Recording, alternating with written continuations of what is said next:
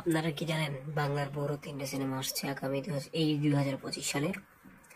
অবশ্যই জানেন, পূজায় আসছে দেবের রঘু ডাকাত। হ্যাঁ, ঠিকই শুনছেন। আরো মুভি আছে, সবগুলো এখন বলবো না। বিশেষ 3টা তাণ্ডবও আছে, তার মধ্যে বড় কিন্তু এবার লিস্টে রাখিনি, কারণ তাণ্ডবের অ্যানাউন্সমেন্ট আসেনি, শেরেরও অ্যানাউন্সমেন্ট আসেনি। তবে আমাদের শিওর যে 3 মুভি যেটা বক্স অফিসে যে খেলা দেখাবে এটা শিওরই, এবং সবচেয়ে বড় মুভি যদি খেলা যদি পারফর্ম করে 1 নাম্বার মানে মুভির মতো মুভি হবে। ওসি আফরান নিশুকে এখানে রাখছি না, কারণ সেটা আমার মধ্যে পড়ে না, কনভার্সেশন সিনেমার মধ্যে পড়ে না।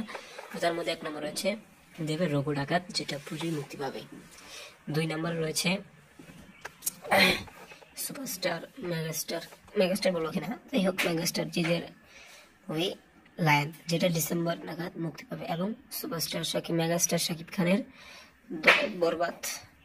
এটা হলো 2 বাংলার সব থেকে বড় মুভি, যেটা লায়ন এবং রঘু ডাকাতের থেকে বাজেট বেশি। আপনার মেগাস্টার শাকিব খান মানে অনেক কিছু, তো আর বেশি কিছু বলার নেই। থ্যাংক ইউ পুরো ভিডিওটি দেখার জন্য।